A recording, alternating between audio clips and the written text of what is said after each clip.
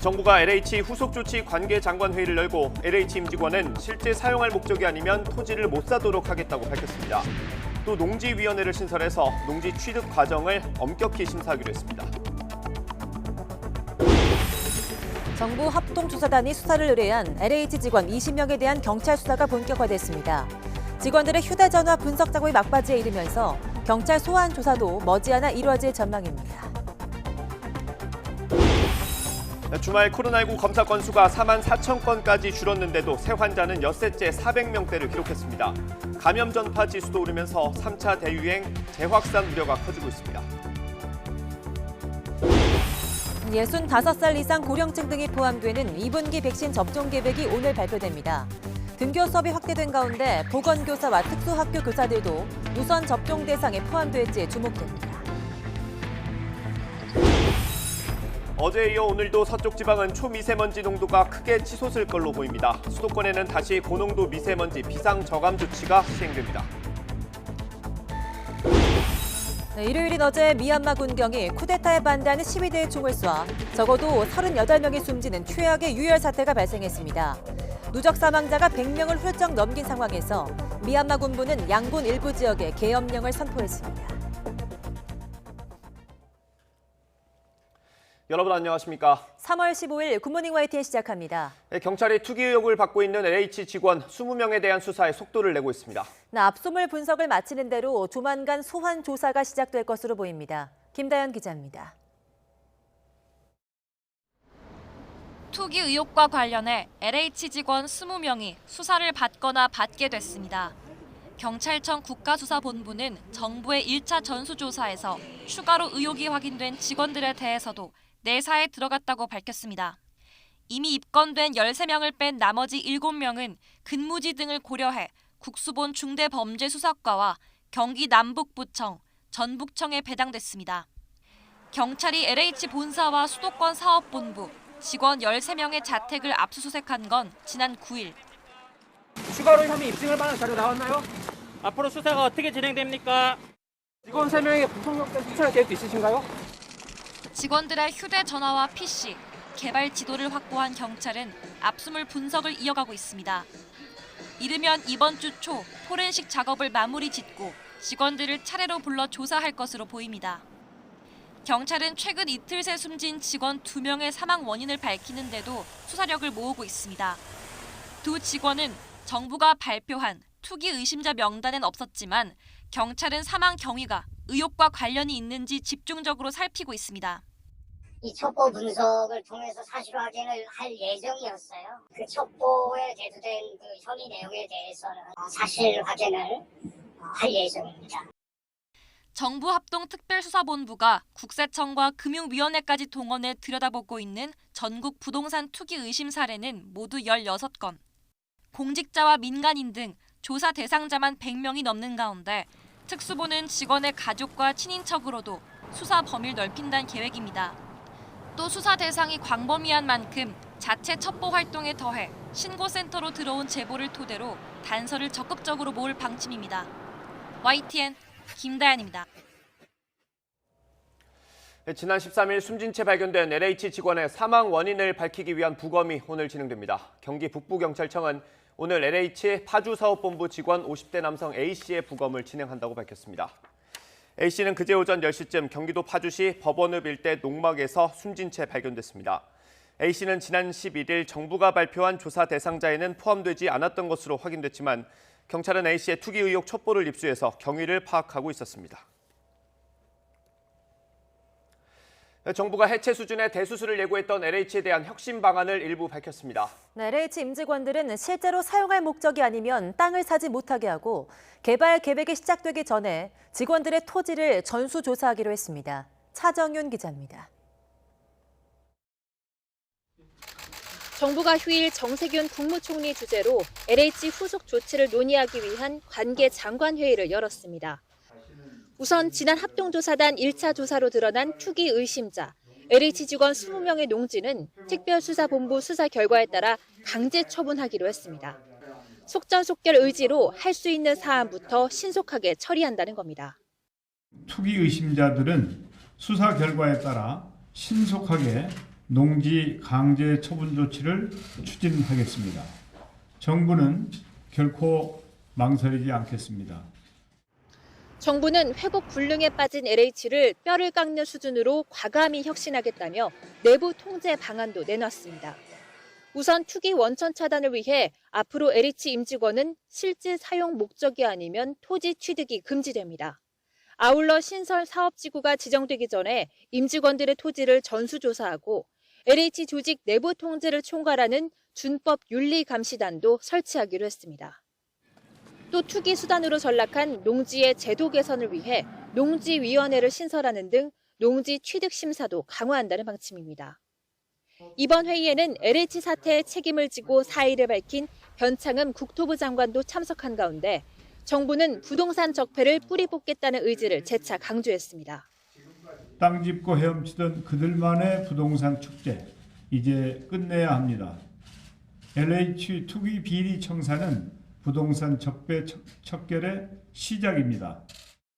정 총리는 일부 LH 직원들의 극단적 선택에 대해 다시는 이런 안타까운 일이 일어나지 않았으면 한다면서 유감을 표하기도 했습니다. YTN 차정은입니다. LH 직원들의 땅 투기 의혹으로 여론이 악화하자 여권에서는 강력한 대응책을 잇따라 내놓고 있습니다. 반면 국민의힘은 철저한 수사에는 공감하지만 특검이 아닌 검찰 수사를 요구해서 공방이 이어지고 있습니다. 양쪽 입장 직접 들어보시죠. 그래서 저는 야당이 도대체 무엇이 두려워서 이 특검을 거부하는지 좀 굉장히 의아하게 생각하고 있고요. 당당하지 못하기 때문에 못 받는 것 아니냐. 지금 이 순간에도 누군가에 의해서 조직적인 증거 인멸이 진행되고 있을지 아무도 모를 일입니다. 당장 가능한 검찰 수사부터 진행하다가 LH 직원들의 땅 투기 의혹이 확산하는 가운데 문재인 대통령의 국정수행에 대한 긍정평가가 2주 연속 떨어져서 30%대를 기록했습니다. YTN이 리얼미터에 의뢰해서 실시한 3월 2주차 주간 집계에서 문재인 대통령의 국정수행에 대한 긍정평가는 2.4%포인트 떨어진 37.7%로 9주 만에 최저치를 기록했습니다. 부정평가는 1.7%포인트 오른 57.4%로 긍정과 부정평가 차이는 19.7%포인트를 기록하며 오차 범위 밖이었습니다. 정당 지지율의 경우 국민의힘이 0.4%포인트 오른 32.4%로 2주 연속 상승한 반면 민주당은 0.9%포인트 떨어져 30.1%를 기록했습니다. 국민의당은 8.4%로 0.3%포인트 상승했고 열린민주당과 정의당은 모두 하락해 각각 5%씩을 기록했습니다.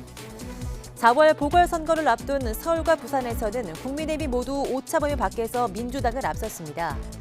이번 조사는 지난 8일부터 12일까지 5일간 전국 18세 이상 유권자 2,510명을 대상으로 했고 표본 오차는 95% 신뢰 수준에 플러스 마이너스 2%포인트입니다. 전체 질문지 등 자세한 내용은 리얼미터나 중앙선거 여론조사심의위원회 홈페이지를 참고하시기 바랍니다.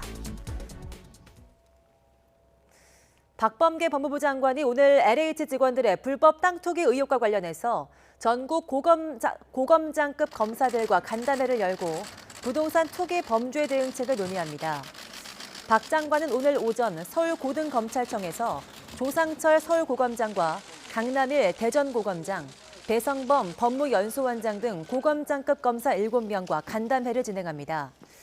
대검찰청도 오늘 오전 10시부터 3개 신도시 지역을 담당하는 검찰청의 전담 부장검사들과 첫 회의를 열고 부동산 투기 사범에 대한 엄정 대처 방안 등을 논의합니다. LH 직원들의 투기 의혹이 국민적인 공분을 사면서 3기 신도시 지정을 철회해야 한다는 목소리도 높아지고 있습니다. YTN 여론조사 결과 절반 이상은 지정을 철회하는 게 적절하다고 답했습니다. 보도에 염혜영 기자입니다.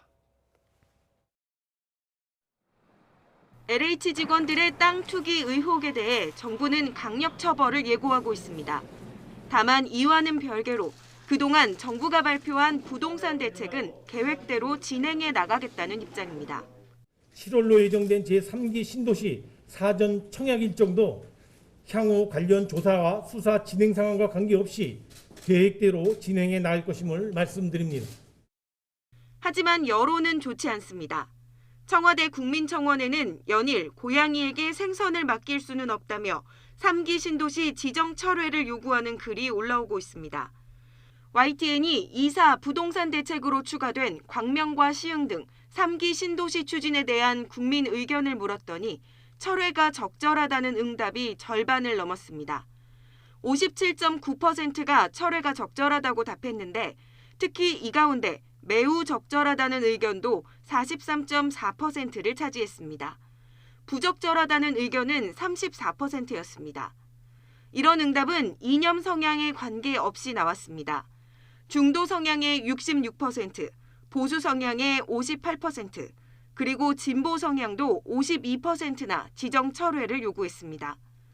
연령별로 봐도 기류엔 큰 차이가 없었습니다. 30대는 64.2%가 철회가 적절하다고 답해 가장 강경했고 70대만 찬반 의견이 팽팽했을 뿐 다른 연령대에서는 모두 철회 의견이 과반을 기록했습니다.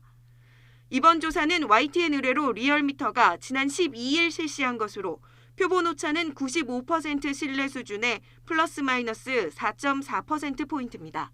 YTN 염혜원입니다.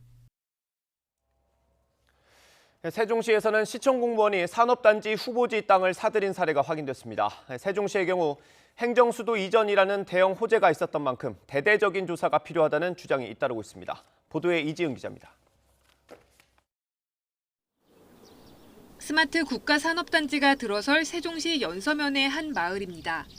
2018년 후보지로 선정되기도 전에 갑자기 조립식 주택이 들어서는가 하면 LH 직원 사례와 같이 묘목을 빽빽하게 심은 사례가 확인됐습니다. 이게 다 외지 사람들이 산 거야. 갑자기 여기 땅 사고 그냥 집을 한 해에 다진 거야. 저녁에 와서 불을 켜놓고 아침에 다시 와가지고 불을 다시 끄고 이런 사람도 있거든요. 세종시는 시청 공무원이 산단 지정 반년 전에 땅을 산 뒤 조립식 건물을 지은 사실을 파악하고 지난 13일 경찰에 수사를 의뢰했습니다. 또 전 직원을 대상으로 투기 행위가 있었는지 조사하고 있습니다.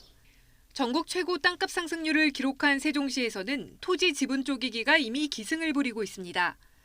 지난달 조사 결과 시내 임야 가운데 20명 이상 공유 지분인 토지는 381곳이었고 이 중 100명 넘는 사람의 공유 지분인 토지가 52곳에 달했습니다. 행정수도 이전이라는 호재에 지난해 외지인이 세종시에서 사들인 땅과 아파트는 도시가 생긴 이후 최다 기록을 쓰기도 했습니다. 이런 가운데 세종시의 부동산 투기 실태를 조사해야 한다는 목소리도 높아지고 있습니다. 국민청원 게시판에는 세종에서도 광명이나 시흥과 유사한 투기가 있을 수 있는 만큼 정보 조사를 해야 한다는 주장과 함께 세종시는 부동산 투기의 산 현장이라면서 공무원과 LH 직원을 모두 조사해달라는 요구도 잇따랐습니다. YTN 이지은입니다. 네, 일요일인 어제 미얀마에서 시위대를 향한 군경의 발포로 최소 38명이 숨지는 최악의 유혈 사태가 발생했습니다. 이 누적 사망자가 100명을 훌쩍 넘긴 상황에서 미얀마 군부는 양곤 지역에 계엄령을 선포했습니다. 이동환 기자입니다. 한 여성이 남편으로 보이는 숨진 남성을 안고 울부짖으며 오열합니다. 시위대가 다리에 총상을 입은 부상자를 안전한 곳으로 급히 옮겨 응급치료를 하고 있습니다. 달아나는 시위대를 향해 총성이 이어지고 총에 맞은 남성이 거리에 쓰러져 있습니다. 병원엔 들것에 실린 사상자가 줄을 이었습니다. 일요일인 어제 미얀마에서 지난달 1일 쿠데타 이후 최악의 유혈 사태가 벌어졌습니다. 군경의 발포로 인한 누적 사망자가 100명을 훌쩍 넘어섰습니다. 미얀마 시민들이 거리 곳곳에 모래주머니와 철조망으로 바리케이트를 쌓고 시위를 벌이자 군경은 최루탄과 실탄을 쏘며 진압했습니다.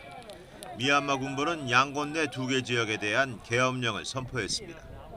앞서 군부에 대항해 구성된 미얀마 지하 문민정부는 페이스북을 통해 처음으로 군부 탄압에 강력히 맞설 것을 촉구했습니다.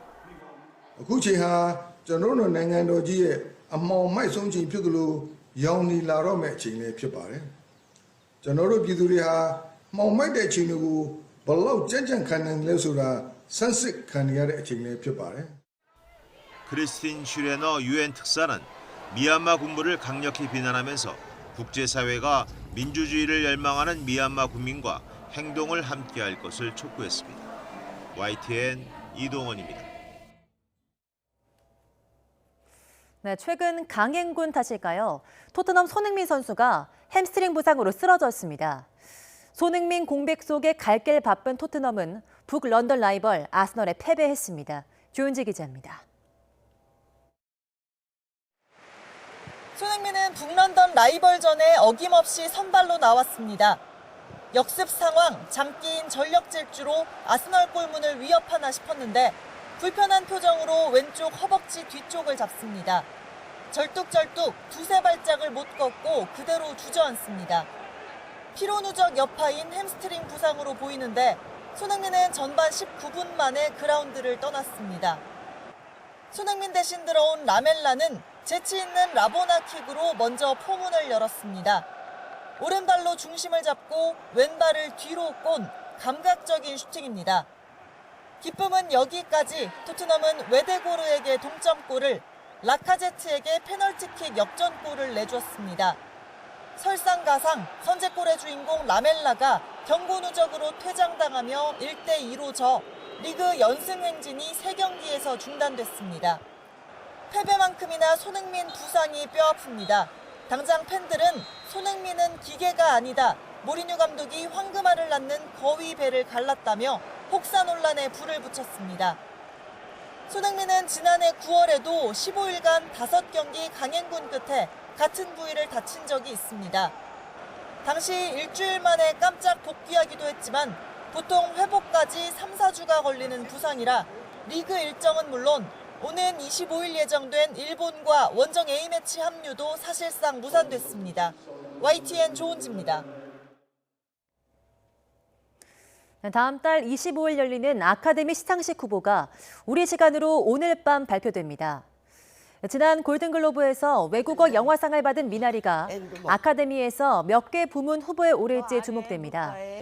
아카데미 예측 전문 매체 골드 더비 어워즈는 미나리를 작품상과 감독상, 나무조연상, 여우조연상 등 8개 부문 후보에 올렸습니다. 영국 아카데미도 미나리를 감독상과 여우조연상 등 6개 부문에 이름을 올린 상태입니다. 이외에도 미나리는 미국 제작자 조합 시상식의 작품상 후보와 감독 조합상의 감독상 후보에 오르는 등 각종 시상식에서 주요 부문 후보에 올라 있습니다. 네, 주말 내내 뿌연 하늘로 마음까지 답답했는데요. 오늘까지 미세먼지 농도는 여전히 높아서 수도권에는 다시 고농도 미세먼지 비상저감 조치가 발령됩니다. 정혜윤 기자입니다. 도심 전체가 짙은 먼지로 뒤덮였습니다. 뿌연 장막을 쳐놓은 듯 강 건너 건물은 윤곽조차 보이질 않습니다. 하늘도 잿빛 먼지에 갇히며 더 흐릿해졌습니다. 호흡기에 안 좋은 초미세먼지가 급증하자 야외 활동을 하는 시민들은 마스크를 써도 불안하기만 합니다. 지금 따뜻할 줄 알았는데 바람도 약간 불고 미세먼지도 굉장히 많은 것 같아요. 호흡도 굉장히 힘들고 또 목도 칼칼한 게 이게 지금 제 마스크가 차단을 잘 하고 있는 건지 걱정도. 이번 고농도 미세먼지는 대기 정체에 중국발 스모그가 유입된 것이 원인입니다. 서울과 경기, 인천, 충남 지역은 초미세먼지 일 최고 농도가 평소 4배에서 5배 수준인 무려 100마이크로그램 안팎까지 치솟았습니다. 수도권은 미세먼지 예비 저감 조치까지 발령했습니다. 하지만 고농도 미세먼지는 하루 더 이어질 전망입니다. 국립환경과학원은 오늘도 전국 대부분 지역의 미세먼지 농도가 나쁨 단계까지 오르고 수도권은 오전 한때 매우 나쁨 수준까지 치솟겠다고 밝혔습니다. 대부분 서쪽 지방을 중심으로 전일 미세먼지가 잔류하고 대기 정체와 기류 수렴으로 미세먼지가 축적되어 농도가 높을 것으로 예상됩니다. 이에 따라 수도권과 충남에는 오늘 다시 고농도 미세먼지 비상 저감 조치가 발령됩니다. 지난 금요일 이후 사흘 만입니다. 비상 저감 조치가 내려지면 오전 6시부터 밤 9시까지 배출가스 5등급 차량은 운행을 중단하고 미세먼지 배출 사업장과 공사장의 운영도 단축해야 합니다. 이번 미세먼지는 오늘 밤부터 내일 오전 사이 전국에 비가 내리며 잠시 주춤하겠습니다. 하지만 비의 양이 적은 데다 비가 그친 뒤에는 지금보다 기온이 더 올라가면서 대기 정체와 국외 미세먼지로 인한 공습에서 완전히 벗어나긴 힘들 것으로 보입니다. YTN 정혜윤입니다.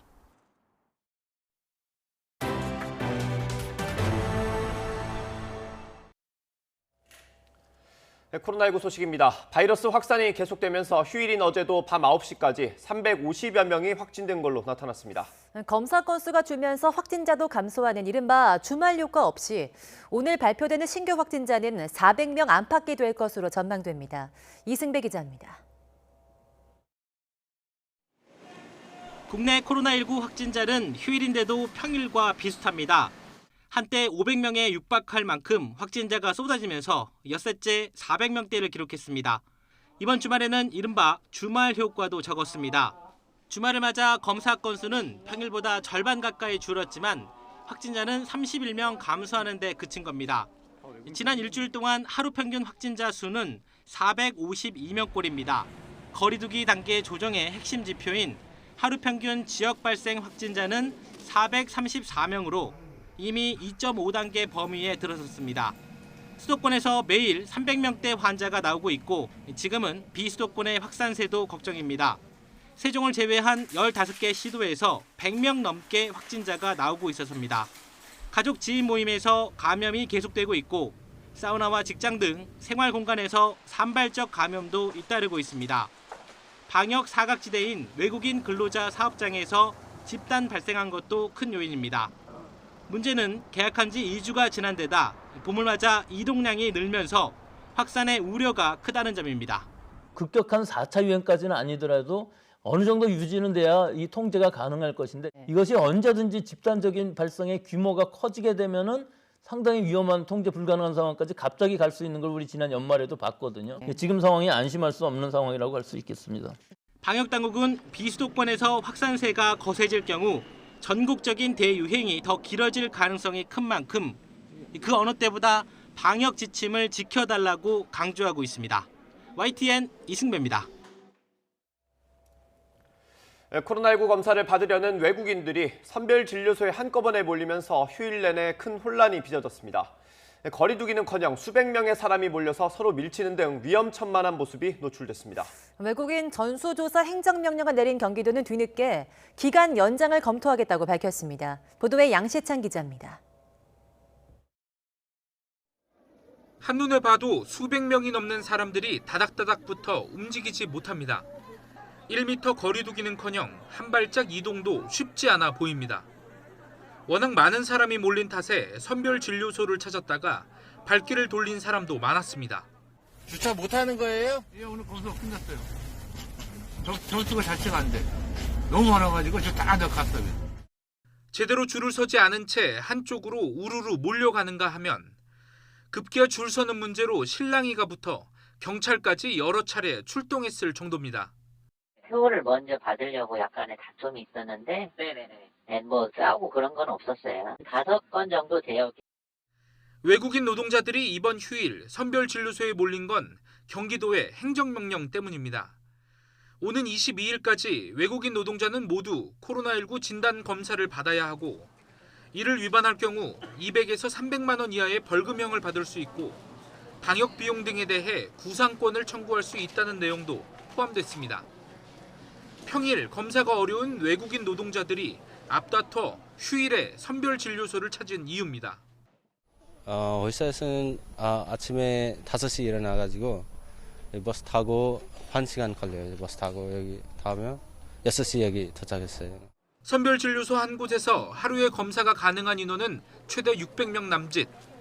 하지만 일부 진료소는 휴일 하루 2,000명 가까운 인원이 몰렸습니다. 직원들이 화장실 갈 시간도 없이 좀 연장했으면 좋겠어요. 22일까지 경기도가 행정명령 내렸잖아요. 화장실 상황을 고려하지 않은 그 날짜인 것 같아요. 경기도는 뒤늦게 행정명령 기간 연장 등을 검토하겠다며 수습에 나섰습니다. 기간은 그 검토를 좀 할 필요는 있을 것 같습니다. 행정명령 기간이 끝나더라도 또 조금 여유를 줘서. 이번 주말 경기도 내 외국인 하루 검사 인원은 어림잡아 3만 5천여 명. 전쟁 같은 휴일을 치른 외국인 노동자들은 당국의 명령을 따르다 오히려 감염되는 것 아닌지 걱정하고 있습니다. YTN 양시창입니다. 정세균 국무총리가 앞으로 2주 동안 하루 확진자 수를 200명대로 줄이기 위해서 총력을 다하겠다면서 수도권의 특별 대책 기간을 발표했습니다.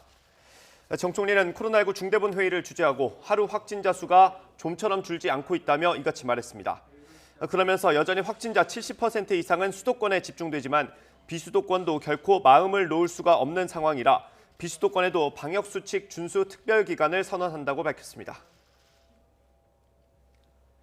코로나19 백신 접종이 순조롭게 이어지면서 우선 접종 대상자의 74.2%가 1차 접종을 완료했습니다. 네, 이런 가운데 정부는 오늘 2분기 백신 접종 계획을 발표할 예정인데요. 전 국민 코로나19 백신 접종 속도는 더욱 빨라질 것으로 보입니다. 이승훈 기자가 보도합니다. 휴일인데도 하루 접종자가 3,000명을 넘습니다. 평소에 10분의 1 수준이라고는 하지만 3차 대유행의 긴 터널을 극복하기 위해선 주말과 휴일에도 접종을 멈출 수는 없습니다. 누적 접종자는 이제 58만 명을 넘었습니다. 우선 접종 대상자 10명 가운데 7명이 1차 접종을 끝냈습니다. 물론 접종자 수에 비례해 이상 반응 신고도 늘었습니다. 누적 신고는 이미 8,000건을 넘었고 기저질환이 있던 50대 의심 신고자 1명이 또 숨지는 등 백신 관련 사망자 역시 적지 않습니다. 불안해하는 사람이 많다 보니 정부가 접종을 끝낸 사람에게 하루 정도 휴식을 주는 걸 심각하게 고민할 정도입니다. 현재 이러한 반응에 대해서 응급실에 내원하는 경우들이 좀 증가하고 있어서 응급실 쪽에서 정상적인 응급 환자 진료에 차질이 발생하는 일들이 종종 벌어지고 있습니다. 이런 가운데 정부의 2분기 백신 접종 계획이 곧 나옵니다. 일단 만 65살 이상 국민부터 놓기로 했습니다. 치과나 약국, 한방병원에서 일하는 사람, 또 장애인 시설 등에서 종사하는 사람도 포함할 예정입니다. 항공사 승무원 역시 조기 접종 대상입니다. 여기에 보건교사나 특수학교 교사가 포함될지 등이 관심인데 2분기 접종 대상 규모가 1,000만 명은 훌쩍 넘을 걸로 예상하는 만큼 백신 접종의 속도는 더욱 가팔라질 걸로 보입니다. YTN 이승훈입니다. 아일랜드 보건당국이 현지 시각 14일 아스트라제네카 백신의 사용을 일시 중단했습니다. 아일랜드 보건장관은 예방 차원에서 아스트라제네카 백신 접종을 유예한다고 밝혔는데 전날 밤 노르웨이 보건당국에서 백신 접종 후 심각한 혈전이 발생한 사례들이 새로 나왔다고 통보한 데 따른 것입니다. 앞서 아일랜드 국가면역자문위원회는 아스트라제네카 백신과 혈전 발생이 직접 관련이 있는지 결론이 나지 않았으며 추가 정보를 기다리고 있고 예방 차원에서 접종 유예를 권고했다고 설명했습니다. 세계보건기구는 백신 자문위원회가 백신의 안전성 자료를 살펴보는 중이며 백신과 혈전 사이에 인과관계가 성립되지 않았다고 강조했습니다. 코로나19 백신 접종률이 1차 접종 기준 60%를 넘긴 이스라엘의 감염 관련 지표가 빠르게 하락하고 있다고 예루살렘 포스트 등 현지 언론이 현지 시간 14일 보도했습니다. 이스라엘 보건부가 이날 공개한 자료에 따르면 전날 신규 확진자 수는 773명이었습니다. 단 하루의 통계지만 일일 신규 확진자 수가 1,000명 아래로 내려간 것은 재유행이 시작된 지난해 11월 이후 처음입니다.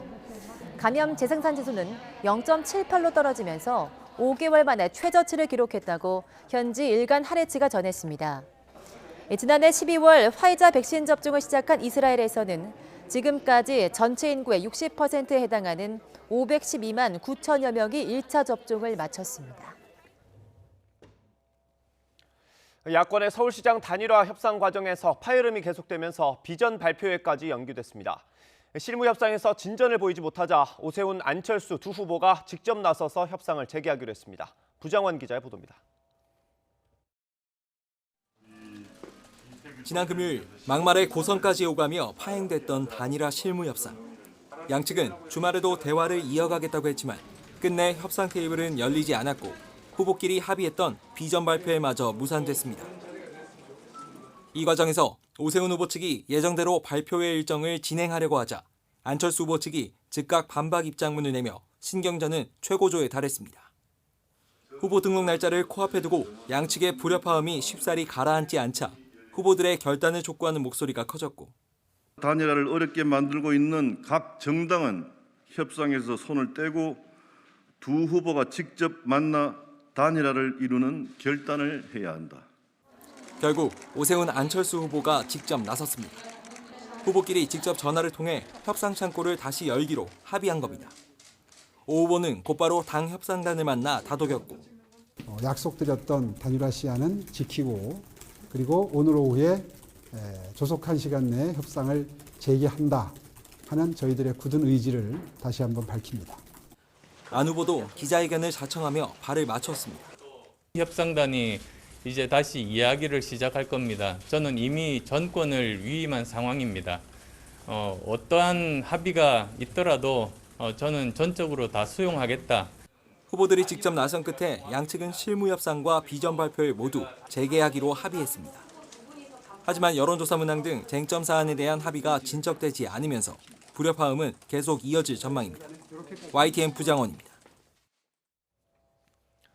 야권의 서울시장 후보 단일화에서 핵심 쟁점인 여론조사 문항과 관련해 후보 적합도와 경쟁력 조사 모두 국민의힘 오세훈 후보가 국민의당 안철수 후보를 앞선다는 여론조사 결과가 나왔습니다.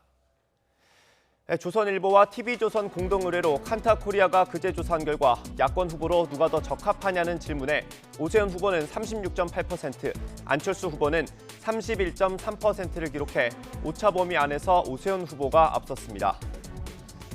특히 더불어민주당 박영선 후보와의 경쟁에서 누가 이길 수 있겠느냐는 경쟁력 조사 문항에서도 오세훈 후보가 오차 범위 안에서 안철수 후보에게 이긴 것으로 나타났습니다.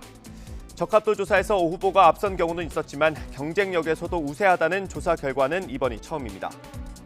야권 단일 후보와 민주당 후보와의 가상 양자 대결에서는 누가 단일 후보가 되든지 민주당 박영선 후보를 오차 범위 밖에서 이기는 것으로 나타났습니다. 전체 질문지 등 자세한 내용은 중앙선거 여론조사 심의위원회 홈페이지를 참고하면 됩니다. 농구 스타 출신 방송인 현주엽 씨가 최근 불거진 학교 폭력 의혹을 부인했습니다. 현주엽 씨는 자신의 SNS에 폭로 내용 대부분은 사실이 아니고 본인이 폭력적이라는 이미지를 만들기 위해 악의적으로 지어낸 말들이라며 수사기관에 의뢰해 진실을 규명하겠다고 밝혔습니다. 현 씨는 과거 운동선수에게 기강이 엄격한 분위기 속에 주장으로서 얼차려를 줬던 일은 진심으로 사과한다면서도 개인적인 폭력은 절대 없었다고 강조했습니다.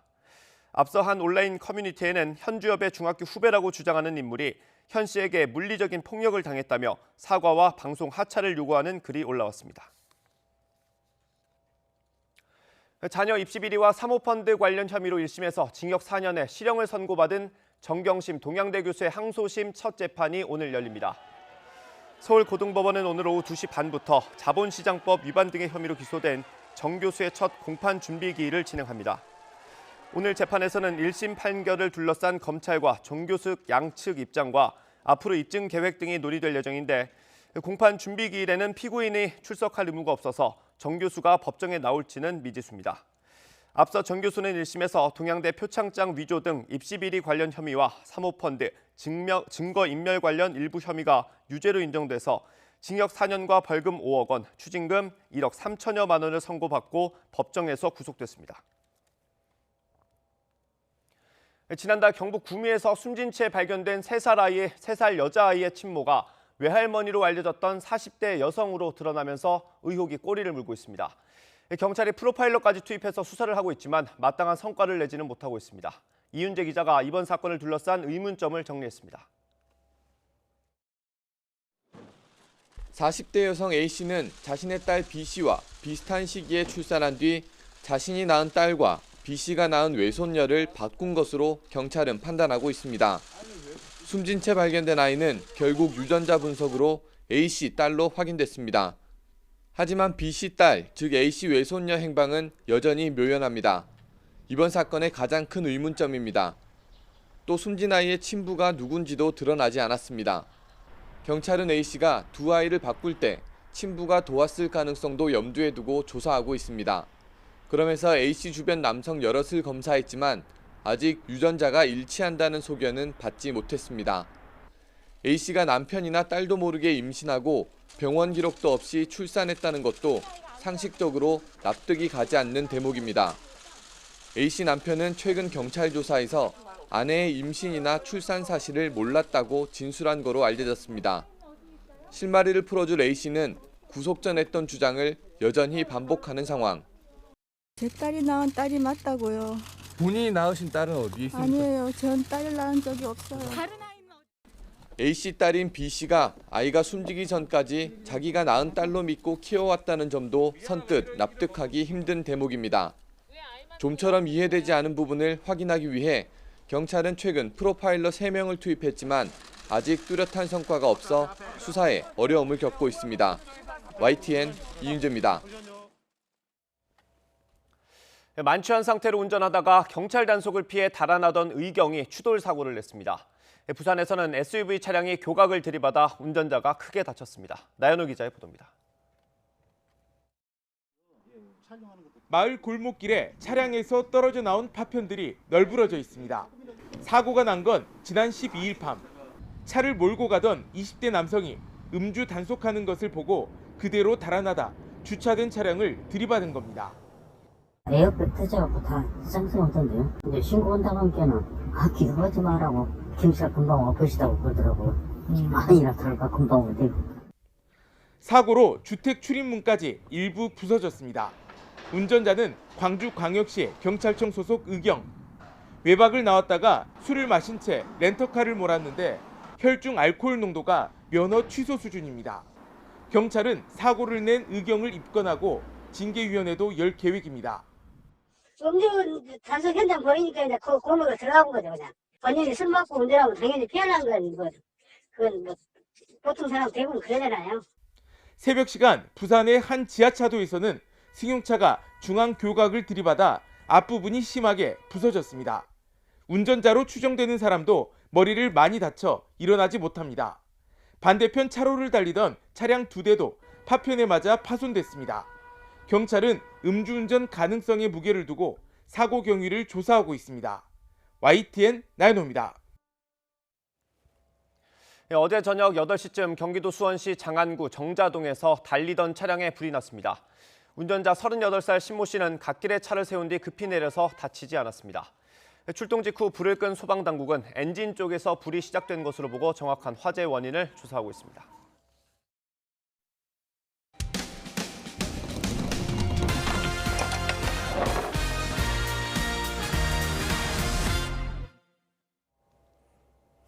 네, 제보는 Y입니다. 최근 코로나19 확산으로 배달 시장이 성장하면서 배달 아르바이트를 하는 사람도 크게 늘었죠. 그런데 부모 모르게 배달 아르바이트를 하던 한 고등학생이 사고로 숨졌습니다. 문제는 이 업체가 미성년자를 고용하면서 부모 동의는커녕 근로계약조차 쓰지 않았는데도 업체 측에 책임을 물 수 없다는 겁니다. 이유가 뭔지 홍민기 기자가 취재했습니다. 지난 1월 18일 저녁 8시 반쯤 부천시의 한 도로. 시내버스 옆으로 달리는 오토바이 한 대가 보입니다. 10여 분 뒤 구급대원들이 오토바이 운전자를 들것에 태워 옮깁니다. 큰 사고를 당한 건 배달 아르바이트를 하던 16살 A군이었습니다. 사고가 일어난 곳입니다. 사고 오토바이는 차선을 바꾸는 버스를 비켜가려다 이곳에 불법 주차돼 있던 트럭을 그대로 들이받았습니다. 뇌사 상태에 빠진 A군은 사고 19일 만에 결국 세상을 떠났습니다. 그런데 A군 아버지는 장례식 날에야 아들이 배달 아르바이트를 했다는 걸 알았습니다. 장례 끝나고 하나하나 제가 지켜봤습니다. 사건 장소부터 시작해가지고. 그랬더니 지금 이런 상황인 거예요. 미성년자는 아르바이트 할 때 근로기준법에 따라 부모나 후견인 동의가 있어야 하는데 A군 아버지는 전혀 동의한 적이 없다며 분통을 터뜨렸습니다. 아들이 무리한 근무에 시달렸다는 증언도 들었다고 주장했습니다. 알았다 그러면 진짜 막말로 진짜 다른 뭉개를 부러뜨려서라도 절대 못하겠겠죠. 근로시간 명시도 안 돼 있어요. 근데 무건의 압력으로 꼭 한 4시부터 새벽 4시까지. 배달 대행업체는 부모 동의서를 받지 않은 사실은 인정했습니다. 근로계약서도 적지 않은 것으로 확인됐습니다. 다만 무리하게 일을 주진 않았다고 반박했습니다.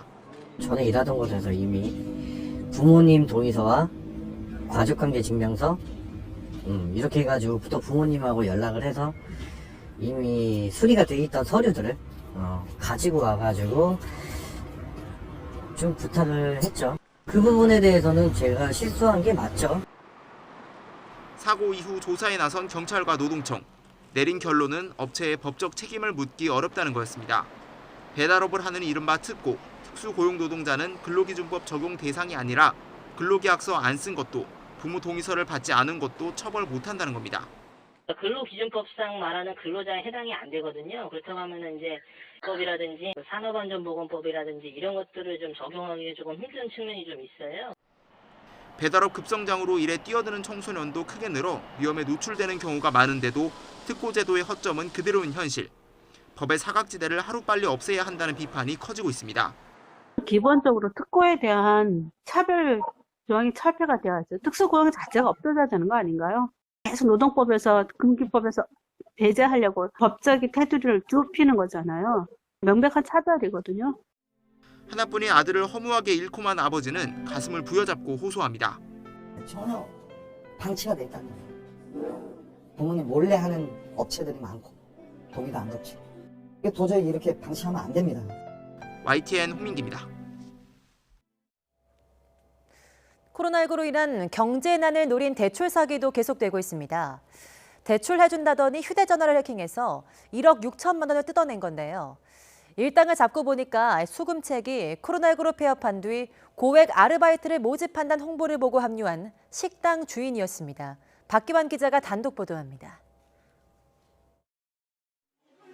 대출로 고민하던 직장인 이미숙 씨는 지난해 말 전화 한 통을 받았습니다. 모 은행 직원이라는 상담원은 고액 대출을 해주겠다며 은행 앱을 깔라고 했습니다. 시키는 대로 설치한 뒤 대출을 신청했습니다. 가 일반적인 데는 아니니까 그럴 수 있겠다. 좀 믿음을 더 많이 가졌죠. 거의 비슷하더라고요. 앱이 전문가들이 쫙 나와 있으니까 좀 믿음이 갔죠.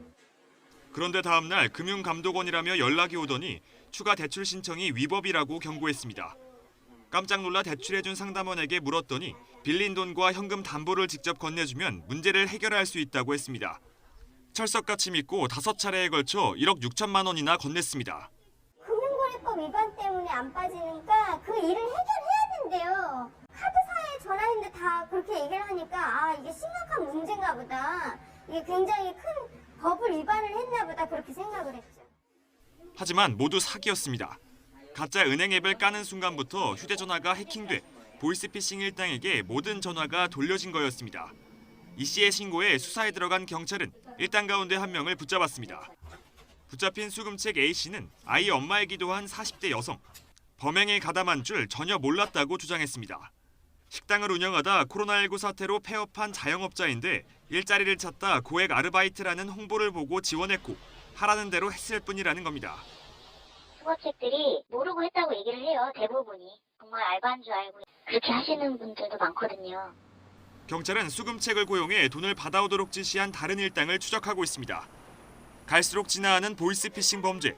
최근 코로나19로 형편이 더 어려워진 사람들의 심리를 파고들며 궁지에 처한 서민들을 울리고 있습니다. YTN 박견입니다. YTN이 연속 보도한 바이넥스의 원료 조작 사태 여파가 채 가시기도 전에 또 다른 제약사의 불법 제조 사실이 드러났습니다. 업체 간의 짬짬이와 식약처의 부실 감독 속에 가려져 있던 복제약 시장의 실태가 하나둘씩 드러나고 있다는 지적입니다. 김우준 기자가 보도합니다. 경기도 화성에 있는 향남 제약산업단지. 4층 높이 연면적 8,900제곱미터 규모의 비보존 제약 공장이 자리 잡고 있습니다. 지난해 다른 제약사를 인수하면서 본격적으로 몸집을 불린 비보존 제약의 주요 공장입니다. 제 뒤로 보이는 제조소에서 만들어진 의약품만 200여 개가 넘습니다. 여기서 만든 의약품 일부가 허가받은 원료 용량과 달리 불법으로 제조된 것으로 드러났습니다. 당뇨병 약과 관절염, 후두염 치료제 등 9개 제품에 들어가는 원료 일부를 의도적으로 허가 기준보다 덜 넣은 겁니다. 업체 측은 주 원료가 아닌 보조 원료였다며 지난해 말 다른 업체로부터 공장을 인수한 뒤 최근에서야 알게 된 사실이라고 해명했습니다. 저희가 확인하는 과정에서 이제 좀 문제가 있는 부분들을 발견을 하게 됐고 그래서 식약처에다가 자진 신고를 하는 게 좋겠다라는 판단을 해서 불법 제조한 9개 제품은 모두 복제약. 앞서 YTN이 보도한 바이넥스의 원료 조작 약품 역시 대부분 원본약 특허가 만료된 뒤 보급되는 복제약, 이른바 제네릭이었습니다. 유독 제네릭에서 불법 제조가 빈번하게 이뤄지는 이유는 무엇일까? 의약품의 특허 기간이 만료되면 누구나 복제약을 만들 수 있습니다. 현행법상 원본 약과 효능이 같다는 동등성 시험만 통과하면 얼마든지 복제약 제조가 가능한 겁니다. 다른 제약사의 제조 방법을 알려준 뒤 위탁 생산할 수도 있습니다. 문제는 여기서 시작됩니다. 수탁업체가 원가 절감과 시설 노후화 등을 이유로 용량을 몰래 바꿔도 위탁업체는 제대로 관리를 못했고 이쪽에서 의뢰를 해서 특별한 문제는 없었던 것 같다. 식약처는 특별한 관리 감독 규정이 없다며 손을 놓고 있었습니다. 막대한 시간과 인력, 연구가 필요한 신약 개발 대신 복제약 시장을 활성화하겠다며 규제를 대거 없앴기 때문입니다. 불법적이고 비윤리적인 행위를 한 거에 대해서는 어느 누가 감사해도 쉽지가 않죠. 견제 장치 하나 없는 상황에서 복제약 의미 제조는 업계 불문율이 됐습니다. 그게 조용히 여태까지 다 알아보니 넘어갔던 건데 했던 것 같아요. 최근 5년간 복제약 시장이 급속도로 커지면서 현재 시장에 유통되는 제네릭 의약품은 2만 5천여 종류. 환자의 안전과 직결되는 문제인 만큼 식약처의 엄중한 관리 감독과 함께 제도 개선이 필요한 시점입니다. YTN 김우준입니다. 법무부가 오늘부터 일주일 동안 차기 검찰총장 후보를 추천받습니다. 중대범죄수사청 설치 같은 검찰개혁을 둘러싼 논란이 여전한 상황에서 사실상 문재인 정부의 마지막 검찰총장은 누가 될지 주목됩니다. 나혜인 기자의 보도입니다. 차기 검찰총장 후보는 오는 22일까지 법인과 단체를 포함해 국민 누구나 추천할 수 있습니다. 15년 이상 판검사, 변호사 경력을 갖춘 사람 가운데 적합하다고 생각하면 외부에 알리지 말고 추천 사유 등을 적어 법무부에 보내면 됩니다. 이번 총장 인선은 박범계 법무부 장관이 전광석화라는 표현을 쓸 정도로 빠르게 진행되고 있습니다. 예전 같으면 빨라야 3주 넘게 걸렸던 후보 추천위원회 구성도 이번엔 윤석열 전 총장이 사퇴한 지 일주일 만에 끝났습니다. 중대범죄수사청 등 검찰개혁을 둘러싼 논란이 여전한 가운데 검찰 수장 공백으로 어수선한 상황을 빨리 다잡겠다는 뜻으로 풀이됩니다. 위원장을 맡게 된 박상기 전 법무부 장관을 비롯해 추천위원 대부분이 친여권 성향으로 구성됐다는 검찰 내부 비판도 나왔지만 박범계 장관은 선을 그었습니다. 검찰총장 추천위원회 구성에 있어서 이제 일부 좀 공정성이 이게 있느냐 이런 지적이 있는데 좀 그거에 대해서는 좀 한 말씀 좀. 네, 그렇게 생각하지 않습니다. 검찰 내 유력한 차기 총장 후보로는 이성윤 서울중앙지검장과 조남관 대검찰청 차장검사, 한동수 대검 감찰부장 등이 꾸준히 거론되고 있습니다. 이성윤 지검장은 문재인 대통령의 대학 후배이자 검찰 내 대표적인 친정부 인사로 꼽히지만 김학의 전 법무부 차관 불법 출국금지 의혹 사건에 연루되는 등 걸림돌도 있습니다. 세 번째 총장 직무대행을 맡고 있는 조남관 차장검사는 추미애 전 장관 시절 법무부 검찰국장으로 손발을 맞추다가 윤 전 총장 징계 국면 때는 각을 세우는 행보를 보였습니다. 반면 판사 출신인 한동수 감찰부장은 채널A 사건이나 한명숙 전 총리 수사팀의 위증교사 의혹 감찰 과정에서 윤 전 총장과 대립했습니다. 전직 검찰 인사 중에선 김호수 전 법무부 차관 등의 함합형이 나오는 가운데 일각에서는 아예 비검찰 출신 총장을 깜짝 발탁하는 게 아니냐는 관측도 나옵니다. 선거 접수 기간이 끝나면 법무부 장관은 적합하다고 생각하는 사람을 추려 총장 후보 추천위원회에 제시하게 됩니다. 추천위는 이 가운데 심사를 거쳐 3명 이상을 다시 장관에게 추천하고 장관은 이를 존중해 최종 후보자를 대통령에게 제청합니다. 인사청문회 일정 등을 고려하면 문재인 정부의 사실상 마지막 검찰총장은 이르면 다음 달 말 취임할 것으로 보입니다. YTN 나혜인입니다. 이번 한 주도 잿빛 하늘과 함께 시작하고 있습니다. 출근길 현재 전국 대부분 지역의 초미세먼지 농도가 나쁨 단계를 나타내면서 공기가 탁한 상황이고요. 인천과 경기, 충남 지역에는 초미세먼지 주의보도 내려진 가운데 평소보다 2~3배가량 농도가 짙게 나타나고 있습니다. 여기에 대기 상황이 더 좋지 못할 것으로 보이는 수도권과 충남 지역에는 미세먼지 비상 저감 조치도 내려져 있는데요. 나오실 때는 미세먼지 차단이 가능한 KF 82당 보건용 마스크로 꼭 착용하시기 바랍니다. 오늘 낮 동안에는 이렇게 뿌옇고 구름만 많은 날씨가 이어지다가 밤부터는 곳곳으로 비 소식이 있습니다. 제주와 호남을 시작으로 밤사이 서쪽 지역으로 비가 확대한 뒤 내일 새벽이면 대부분 그치겠습니다. 내일 아침까지 제주도에 최고 40mm, 전남에는 5에서 10mm의 비가 내리겠고요. 서울 등 그 밖의 지역에는 5mm 안팎으로 많지는 않겠습니다. 오늘 아침에는 쌀쌀하지만 일교차가 크게 벌어지면서 한낮에는 포근하겠습니다. 서울 낮 기온은 16도, 광주 19도, 대전과 부산 17도까지 오르겠습니다. 이번 한 주도 예년보다 온화한 날씨가 예상됩니다. 연일 말썽을 부렸던 미세먼지는 내일부터 서서히 대기 확산이 원활하게 이루어지면서 주 중반이면 해소될 것으로 전망입니다. 다만 지금은 먼지와 안개가 뒤엉키면서 시야가 무척이나 답답합니다. 서울의 가시거리는 평소와 비교해서 5분의 1가량이나 줄어들어 있고요. 서쪽 곳곳으로는 채 100m 앞도 보이지 않는 곳들이 있습니다. 출근길 교통안전에 각별히 주의하셔야겠습니다. 지금까지 YTN 최현미입니다. 정부가 LH 후속 조치 관계장관 회의를 열고 LH 임직원은 실제 사용할 목적이 아니면 토지를 못 사도록 하겠다고 밝혔습니다. 또 농지위원회를 신설해서 농지 취득 과정을 엄격히 심사하기로 했습니다. 정부 합동수사단이 수사를 의뢰한 LH 직원 20명에 대한 경찰 수사가 본격화됐습니다. 직원들의 휴대전화 분석 작업이 막바지에 이르면서 경찰 소환 조사도 머지않아 이루어질 전망입니다. 주말 코로나19 검사 건수가 4만 4천 건까지 줄었는데도 새 환자는 엿새째 400명대를 기록했습니다. 감염 전파 지수도 오르면서 3차 대유행 재확산 우려가 커지고 있습니다. 일요일인 어제 미얀마 군경이 쿠데타에 반대하는 시위대의 총을 쏴 적어도 38명이 숨지는 최악의 유혈 사태가 발생했습니다. 누적 사망자가 100명을 훌쩍 넘긴 상황에서 미얀마 군부는 양곤 일부 지역에 계엄령을 선포했습니다. 굿모닝 YTN 이어갑니다. 정부가 어제 LH 후속 조치 관계장관 회의를 열고 부동산 투기 근절을 위한 추가 대책을 논의했습니다.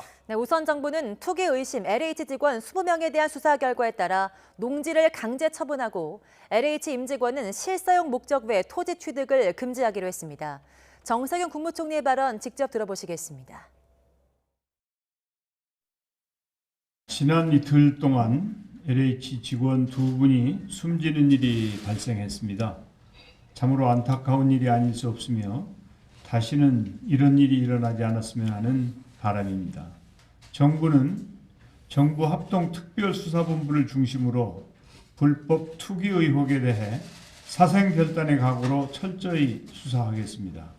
결과에 따라 강력하게 처벌하고 불법 범죄 수익은 법령에 따라 철저하게 환수하겠습니다.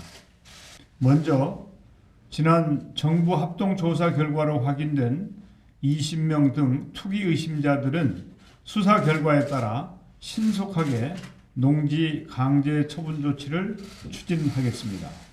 이제부터 더 이상 투기꾼들이 농지를 투기의 먹잇감으로 삼지 못하도록 농지 취득에 대한 사전 사후 관리를 철저하고 엄격하게 관리하겠습니다. 또한 임직원이 보유하고 있는 토지를 관리하는 정보 시스템을 구축하여 상시적으로 투기를 예방하고 관리 감독할 수 있는 체계를 마련하겠습니다.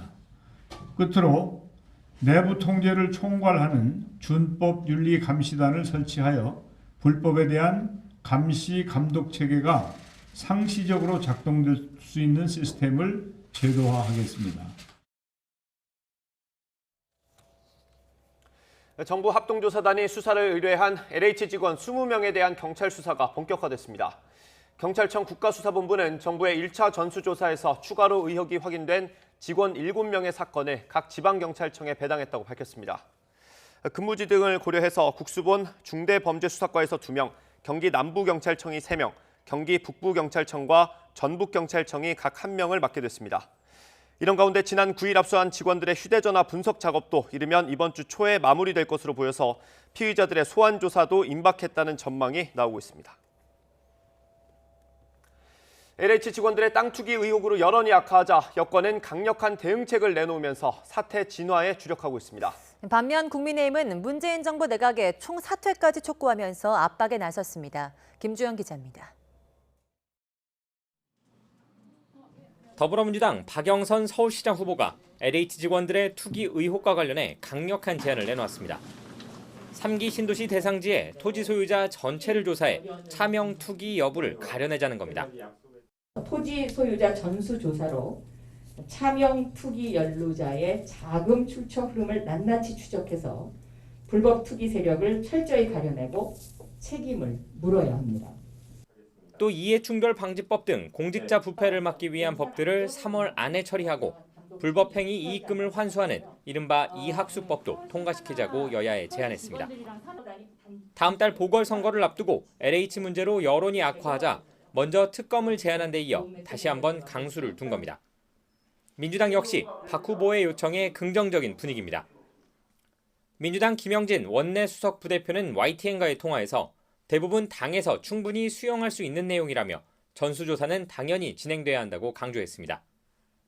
이낙연 상임선거대책위원장도 민주당이 제안한 국회의원 전수조사와 이해충돌방지법 처리를 강조하며 지원 사격에 나섰습니다. 반면 국민의힘은 정부의 책임론을 강조하며 압박의 수위를 높여가고 있습니다. 국민의힘 김은혜 대변인은 문재인 대통령을 향해 국민의 신뢰를 잃은 정세균 국무총리 이하 내각의 총사퇴를 요구했습니다.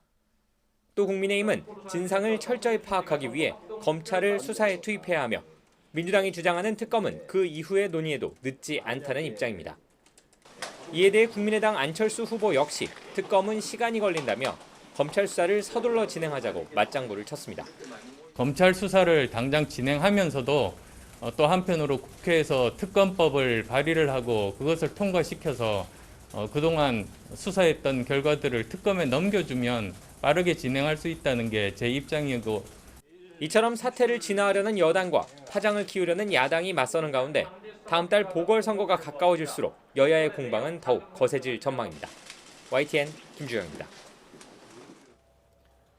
LH 직원들의 투기 의혹이 국민적인 공분을 사면서 3기 신도시 지정을 철회해야 한다는 목소리도 높아지고 있습니다. YTN 여론조사 결과 절반 이상은 지정을 철회하는 게 적절하다고 답했습니다. 보도에 염혜원 기자입니다. LH 직원들의 땅 투기 의혹에 대해 정부는 강력 처벌을 예고하고 있습니다. 다만 이와는 별개로 그동안 정부가 발표한 부동산 대책은 계획대로 진행해 나가겠다는 입장입니다. 7월로 예정된 제3기 신도시 사전 청약 일정도 향후 관련 조사와 수사 진행 상황과 관계없이 계획대로 진행해 나갈 것임을 말씀드립니다.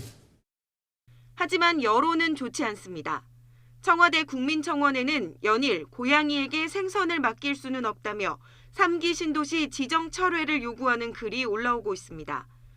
YTN이 2사 부동산 대책으로 추가된 광명과 시흥 등 3기 신도시 추진에 대한 국민 의견을 물었더니 철회가 적절하다는 응답이 절반을 넘었습니다. 57.9%가 철회가 적절하다고 답했는데 특히 이 가운데 매우 적절하다는 의견도 43.4%를 차지했습니다. 부적절하다는 의견은 34%였습니다. 이런 응답은 이념 성향에 관계없이 나왔습니다. 중도 성향의 66%, 보수 성향의 58%, 그리고 진보 성향도 52%나 지정 철회를 요구했습니다. 연령별로 봐도 기류엔 큰 차이가 없었습니다. 30대는 64.2%가 철회가 적절하다고 답해 가장 강경했고 70대만 찬반 의견이 팽팽했을 뿐 다른 연령대에서는 모두 철회 의견이 과반을 기록했습니다. 이번 조사는 YTN 의뢰로 리얼미터가 지난 12일 실시한 것으로 표본 오차는 95% 신뢰 수준의 플러스 마이너스 4.4%포인트입니다. YTN 염혜원입니다. 더불어민주당 장경태 의원이 부산 해운대 LCT 특혜 분양 의혹과 관련해 특혜 분양 명단이라는 문건과 LCT의 등기부 등본 전체를 비교한 결과 30여 세대가 특혜를 받은 것으로 보인다고 주장했습니다. 민주당 부산 지역 토착비리 조사특위 간사인 장 의원은 기자회견을 열고 특혜를 얻은 것으로 보이는 인물들 가운데는 과거 부산지방법원장이나 상공회의소 회장을 맡았던 인물은 물론 현재 국민의힘 박형준 부산시장 후보 캠프의 선대 본부장을 맡고 있는 방송사 임원 출신 인사도 있다고 밝혔습니다. 추미애 전 법무부 장관이 LH 직원들의 땅 투기 의혹, 부산 해운대 LCT 의혹 등과 관련해 부동산 시장의 부패 사정이 제대로 되지 못한 데는 검찰이 책임이 가장 크다고 주장했습니다. 추 전 장관은 자신의 SNS에 LCT 사건의 이영복 씨와 같은 부동산 불패 신화를 조장한 세력은 제대로 수사와 기소를 하지 않고 유착한 검찰이라며 이같이 비판했습니다. 이어 이영복 씨 사건을 수사하다가 이 씨의 변호사로 옮겨간 검사의 사례를 들면서 검찰이 대형 부동산 비리 수사를 하면 제대로 할 수 있고 정의롭다는 윤석열 전 검찰총장의 입장은 뭐냐고 꼬집었습니다. 네, 코로나19 소식입니다. 코로나19 확산세가 계속되면서 휴일인 어제도 밤 9시까지 전국에서 신규 확진자 356명이 발생했습니다. 수도권 확진자가 78.1%를 차지했습니다. 이에 따라 오늘 0시 기준으로 발표될 신규 확진자 수는 400명 안팎, 많으면 400명대 초반에 달할 것으로 예상됩니다. 코로나19 확산세가 이어지는 가운데 국내에서는 두 번째로 20대 사망자가 나왔습니다. 중앙방역대책본부는 서울대학교 병원에서 어제 기저질환이 있던 20대 환자가 확진 판정을 받은 당일 숨졌다고 밝혔습니다. 경남 진주에 이어 거제에서도 목욕탕에서 집단 감염이 확인됐습니다. 경남도는 지역 내 모든 목욕탕을 대상으로 집중 점검을 진행하기로 했습니다. 차상은 기자의 보도입니다. 경남 거제시에 있는 목욕탕입니다. 지난 13일 이 목욕탕 종사자 한 명이 확진 판정을 받았습니다. 방역당국이 곧바로 이용객 등 340명을 대상으로 진단검사를 진행한 결과 확진자가 3명 더 나왔습니다. 목욕탕 방문자가 모두 파악된 게 아니어서 경남도는 시설 이름을 공개하고 접촉자를 찾고 있습니다. 3월 6일부터 12일까지 거제 소재 옥포 24시 사우나를 방문한 도민께서는 가까운 보건소를 방문해 즉시 검사를 받아주시기 바랍니다. 거제 지역의 모든 목욕탕에는 일주일간 집합금지 명령이 내려졌습니다. 집단 감염이 발생한 경남 진주의 한 목욕탕에서도 확진자가 나흘째 두 자릿수로 증가하고 있습니다. 환자 18명이 추가돼 누적 확진자는 150명으로 늘었습니다. 경남도 방역당국은 지역 내 모든 목욕탕 700여 곳을 일제히 점검하기로 했습니다.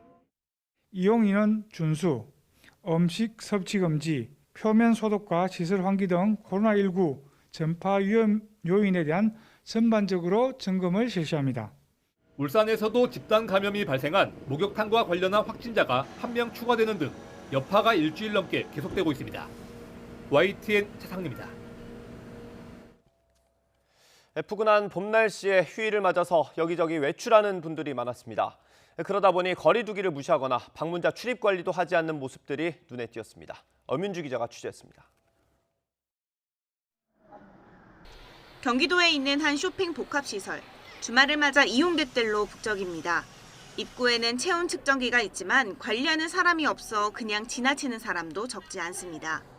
카메라를 응시해주세요. 대부분 마스크는 착용했지만 워낙 많은 인파가 몰린 탓에 기본적인 방역 수칙도 지켜지기가 쉽지 않습니다. 따뜻한 날씨에 손님이 부쩍 늘어난 전통시장은 발 디딜 틈도 없습니다.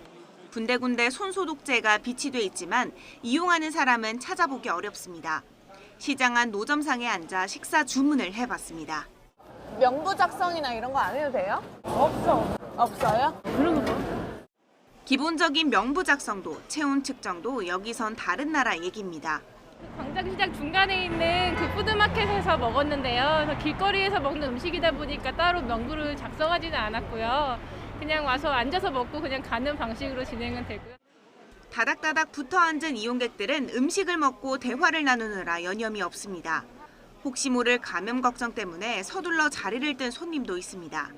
좀 너무 따닥따닥 이렇게 붙어서 먹는 것 같아서 좀 걱정은 됐는데 그래도 그냥 오래는 안 있어서 괜찮았어요. 옹기종기 앉아서 그냥 있는 느낌? 근데 사람이 좀 많아서. 수산시장에도 장 보러 온 사람들의 발걸음이 이어졌습니다. 가격을 두고 흥정하기 십상인데 이른바 턱스크를 하거나 아예 마스크를 쓰지 않는 사람도 보입니다. 오늘 어디 갔어? 방역당국이 오는 28일까지 다중이용시설에 대한 전수검사를 예고했는데도 곳곳에서 느슨해진 모습이 나타나는 상황. 일상적 공간을 고리로 산발적 감염이 이어지고 있는 가운데 다시 한번 방역의 고삐를 바짝 조여야 할 시점입니다. YTN 엄윤주입니다. 오늘부터 결혼 전 양가 상견례나 영유아를 동반한 모임의 경우 8명까지 모일 수 있습니다. 중앙재난안전대책본부는 오늘부터 적용할 거리두기 지침 가운데 5명 이상 사적 모임 금지 조치에 예외 조항을 확대했습니다. 우선 결혼을 위한 양가 상견례 모임에는 예비 신랑 신부와 양가 부모님을 포함해 최대 8명까지 모일 수 있습니다. 또 만 6살 미만의 영유아를 동반한 모임도 8명까지 허용됩니다. 다만 직계가족의 경우 그동안 인원 제한이 없었지만 최근 일가족 감염이 늘어나면서 최대 8명으로 제한했습니다. 또 사실상 영업 자체가 제한됐던 돌잔치 전문점도 영업을 재개해서 수도권에서는 99명까지 돌잔치에 참석할 수 있습니다. 최근 코로나19 확진자 수가 400명 안팎을 유지하면서 감염 상황을 보여주는 통계들이 악화하고 있습니다. 방역당국은 3차 대유행이 다시 확산하는 경향이 나타나고 있다고 진단했습니다. 김학무 기자의 보도입니다. 최근 일주간 전국의 코로나19 확진자는 하루 평균 452명. 거리두기 단계 조정의 핵심 지표인 하루 평균 지역 발생 확진자는 428명으로 이미 2.5단계 범위입니다. 전국 감염 재생산 지수도 지난주 1.07로 나타나 그 전주의 0.94보다 높아졌습니다. 감염 재생산 지수는 확진자 한 명이 주변에 몇 명을 감염시키는지를 나타내는 지표로 1 이상이면 유행 확산, 1 미만이면 유행 억제로 판단합니다. 자가격리 상태에서 확진된 사람의 비율을 뜻하는 방역망 내 관리 비율이 낮아진 반면 감염 경로가 불확실한 확진자 비율은 25%나 됩니다. 방역과 관련한 각종 지표가 다시 악화하고 있는 겁니다. 이런 상황은 수도권뿐만 아니라 전국적으로도 마찬가지. 동호회나 가족, 지인 등의 모임에서 집단 감염이 시작돼 가정 내 감염으로 이어지고 다시 어린이집과 학교 등으로 연결되는 N차 감염이 반복되는 양상입니다. 방역 당국은 일상에서의 방역 관리를 다시 한번 강조하면서 백신 접종에 주력하겠다고 밝혔습니다. 예방접종도 차질 없이 진행하여 취약시설과 고령층부터 차근차근 확대해 나가며 유행의 위험을 낮춰나갈 것입니다.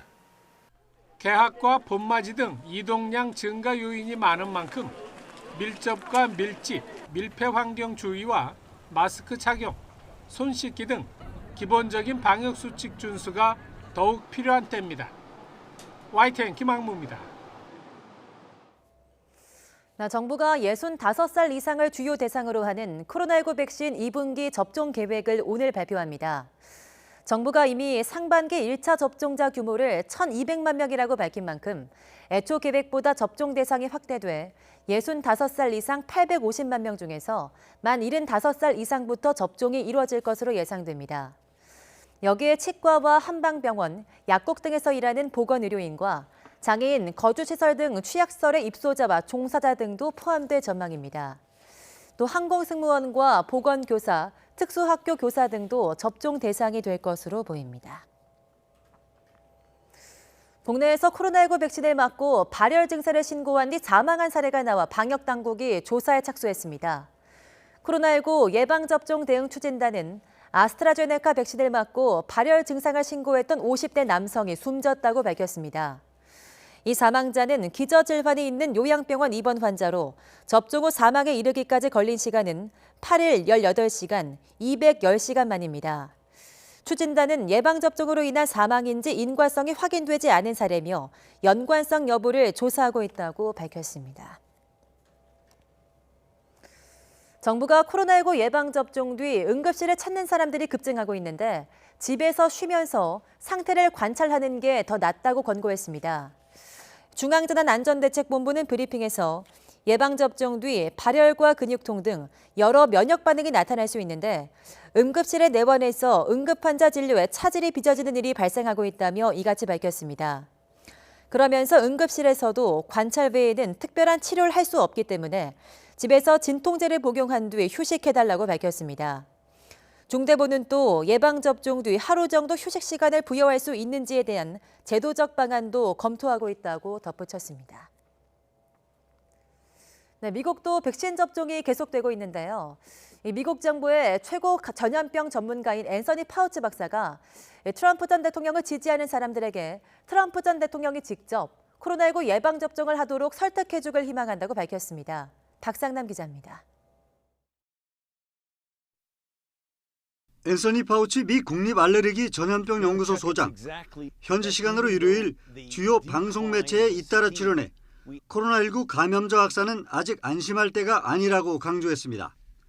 MBC 뉴스 대담에서는 확진자가 감소하고 있지만 지금 모든 게 잘 되고 있어라고 말하고 싶은 욕구를 참아야 한다고 말했습니다. And we're not in the end zone yet, and that's one of the issues that when you plateau, there's always the risk of a surge. That's exactly what the Europeans have experienced. 그는 특히 백신을 맞지 않겠다는 공화당 지지자들이 그렇게 많은데 놀랐다며 정치와 보건 문제는 전혀 별개라고 강조했습니다. It makes absolutely no sense, and I've been saying that for so long. We've got to dissociate political persuasion from what's common sense, no-brainer public health things. 그는 그러면서 트럼프 대통령이 지지자들에게 백신 접종을 설득해준다면 큰 도움이 될 것이라고 말했습니다. 미국 공영방송 PBS가 지난 11일 발표한 여론조사 결과에서는 공화당 지지 남성 중 49%가 백신을 맞지 않겠다고 응답했습니다. AP통신은 트럼프 대통령이 지난달 말 플로리다의 한 정치 모임에서 백신 접종을 권유했다고 보도했습니다. 하지만 그는 최근 전직 대통령들이 출연한 백신 접종 동료 공익 광고 촬영엔 동참하지 않았습니다. 이런 가운데 CNN 방송은 봄방학 시즌을 맞아 여행객이 늘면서 확진자가 크게 늘어날 가능성이 있다고 보도했습니다. CNN은 지난 금요일 미국 공항에서 수속을 밟은 인원이 130만 명을 넘었으며 이는 작년 3월 15일 이후 최고치라고 보도했습니다. YTN 박상남입니다. 네, 코로나19로 집에서 온라인 수업하는 중고생들에게 물어보니 가장 어려운 일로 규칙적인 생활을 통한 자기 관리를 꼽았습니다. 생활이 불규칙하면 학습뿐 아니라 건강에도 좋지 않다고 합니다. 고한석 기자가 보도합니다. 코로나19로 학생은 학교 다니는 사람이라는 공식이 깨졌습니다. 어느 때보다 자기 주도 학습이 중요해졌지만 쉬운 일은 아닙니다. 원래 학교 갈 때는 딱 아침에 잘 일어나고 규칙적인 생활을 했는데 지금 온라인 수업 때문에 아침에 일어나는 것도 힘들고 규칙적인 생활을 못하고 있어요. 실제 설문조사 결과 중학생들은 지난해 2학기 원격 수업에서 가장 어려웠던 점으로 자기 관리를 꼽았습니다. 고등학생 역시 자기 관리와 스스로 학습하기를 가장 어려워했습니다. 학사 일정이라는 시간표와 학교 선생님의 관리 아래 있던 학생들에게 온라인 수업이 요구하는 자기주도 학습 능력은 생소하고도 높은 벽이었던 셈입니다. 자기 관리가 무너지면 학습뿐만 아니라 건강에도 악영향을 미칩니다. 고등학생 10명 중 6명 이상이 코로나19 이후 늦게 자고 늦게 일어났고 중고생 40%는 식습관마저 불규칙해졌다고 응답했습니다. 4살에서 14살 아동의 경우 지난해 3월에서 8월 사이 과체중 비율이 10%포인트 넘게 늘었다는 연구 결과가 있는 걸 보면 중고생 건강에도 적신호가 켜졌다고 볼 수 있습니다. 요즘처럼 이렇게 배달 앱 같은 게 이렇게 활성화가 돼서 아이들이 정말 고칼로리 음식을 이렇게 많이 먹을 수 있는 시기까지 이제 겹쳐버렸으니까. 코로나19가 비대면 원격 수업 시대를 앞당긴 만큼 청소년의 자기주도 학습과 건강관리를 위한 대책도 절실한 시점입니다. YTN 고한석입니다. 코로나19 감염 확산으로 지난해 지역 축제가 대부분 취소됐지만 백신 접종이 시작된 올해는 축제가 열리지 않을까 기대하는 분들이 많으실 텐데요. 자치단체들은 코로나19 감염 추이를 보면서 결정하겠다는 입장입니다. 김인철 기자가 취재했습니다. 지난해 울산 옹기축제는 여러 차례 일정을 미룬 끝에 비대면 위주로 열렸습니다. 현장에 가야만 체험할 수 있는 일부 행사를 제외하고는 유튜브로 진행됐습니다. 큰 줄다리기 마두이 축제와 울산의 상징 고래축제는 아예 취소됐습니다. 이러다 보니 행사 관련 지역업체들의 어려움도 커지고 있는데 지방자치단체들은 올해는 어떻게 해야 될지 고민에 빠졌습니다. 재단에서 진행하는 울산 세계 산악영화제는 지난해처럼 온라인과 야외 상영 방법으로 진행하면서 필요한 행사를 열기로 했습니다. 하지만 대부분 자치단체들은 행사 예산을 잡아놓고 코로나19 확산 여부에 따라 축제 진행을 판단하겠다는 입장입니다. 그래서 상반기보다는 9월 이후 하반기에 축제가 열릴 가능성이 큽니다. 코로나19 감염 추이를 지켜보면서 축제의 개최 여부, 또 개최 시기, 방법 등을 검토해 나가도록 하겠습니다. 지난 2019년 기준으로 전국에서 열리는 지역 축제는 900여 개. 지난 1년은 이런 지역을 대표하는 축제가 사라지면서 아쉬움이 컸습니다. 결정된 것은 없지만 코로나19가 퇴치되는 기쁨을 축제로 누릴 수 있길 시민들은 기대하고 있습니다. YTN 김인철입니다.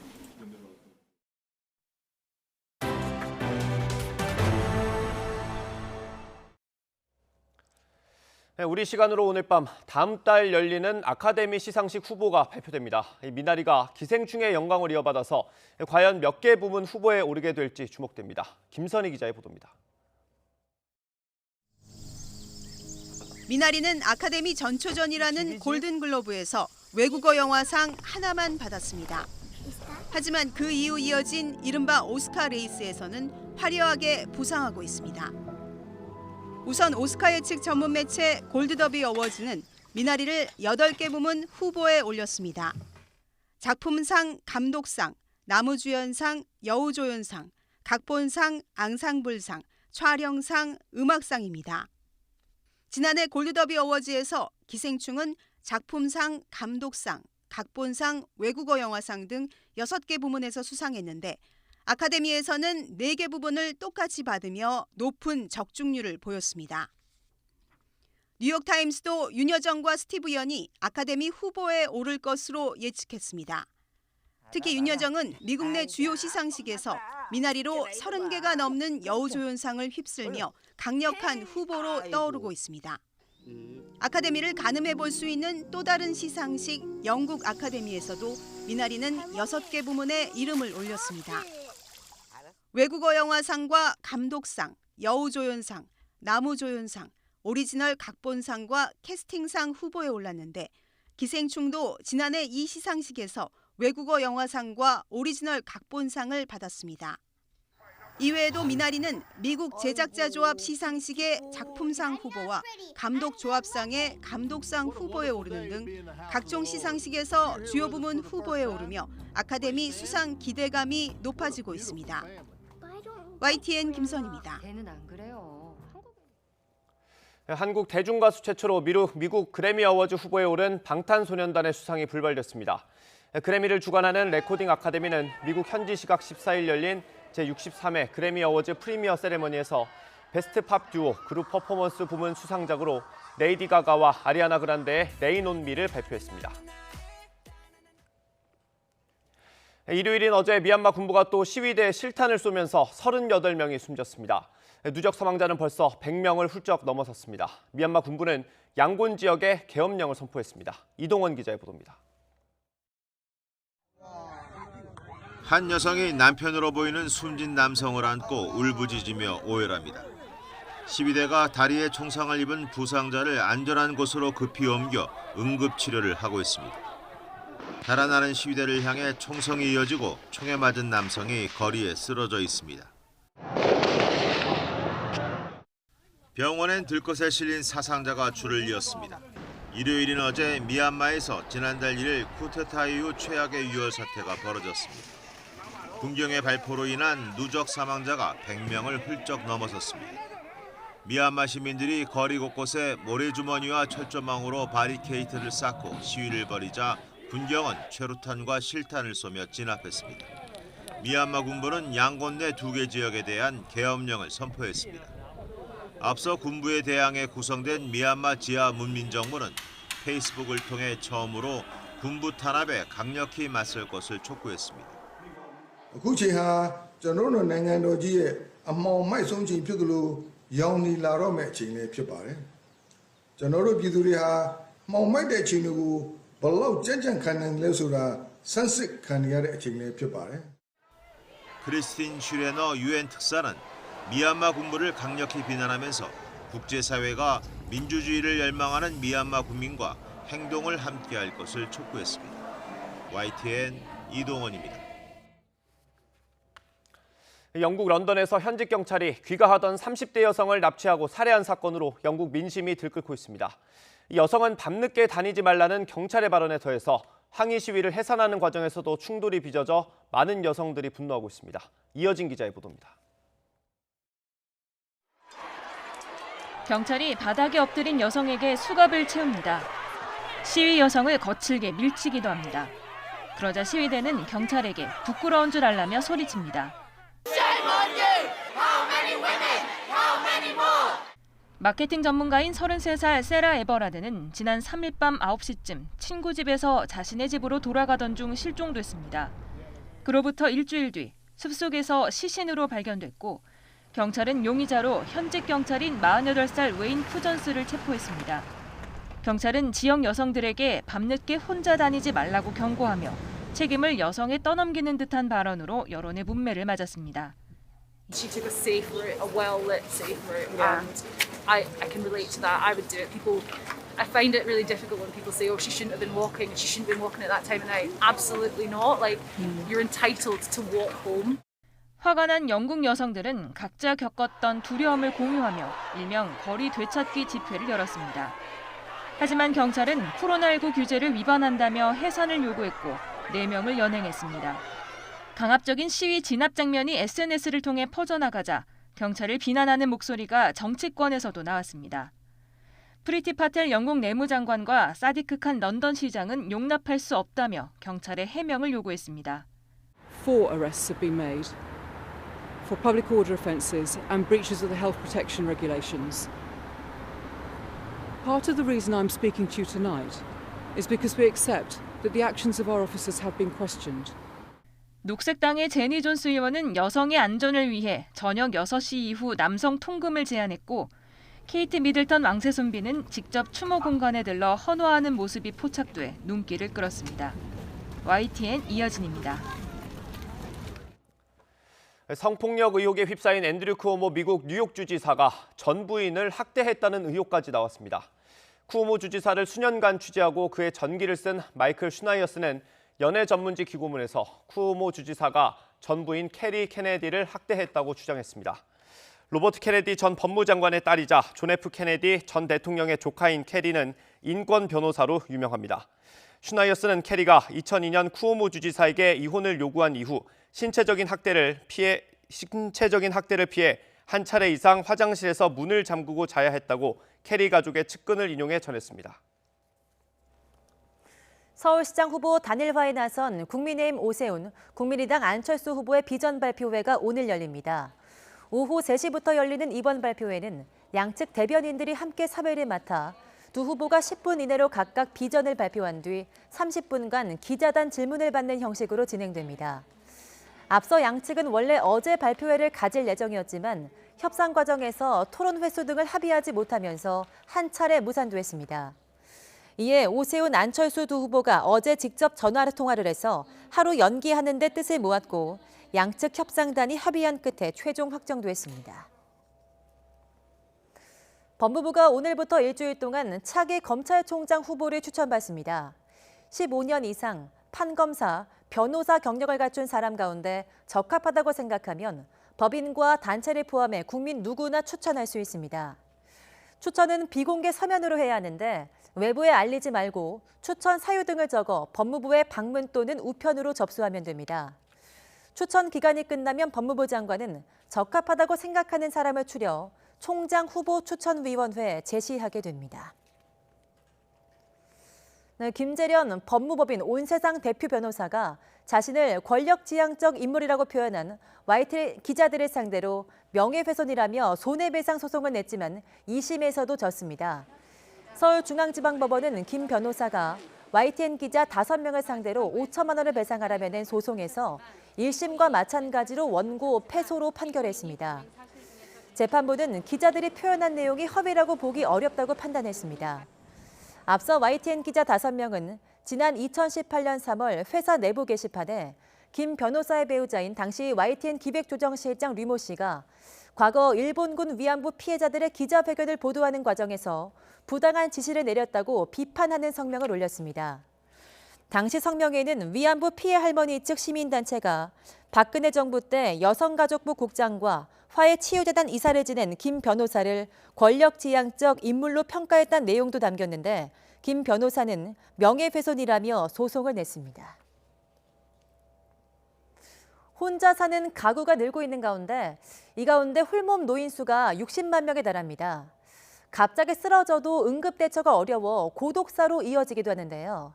한 지자체가 개발한 공공앱이 홀몸 노인의 안전을 지키는 역할을 톡톡히 하고 있습니다. 보도에 박종혁 기자입니다. 경남 합천군 대양면의 작은 시골 마을입니다. 올해 83살 주종 할아버지는 이 마을에서 혼자 살고 있습니다. 자동차를 몰 정도로 정정하지만 가끔 혼자 있는데 쓰러졌다가 도움을 받지 못할까 걱정입니다. 인사불통이 되었을 때는 말이에요. 자연적으로 노에 지나가다가 이 집에 와 짬짬하라 그러면서 들어온 사람이 없으면 사하러 나하러 안 오. 그래서 사용하고 있는 애플리케이션이 경남 안심 서비스. 12시간 동안 사용자가 휴대전화를 사용하지 않으면 등록된 전화번호로 문자 메시지가 전송됩니다.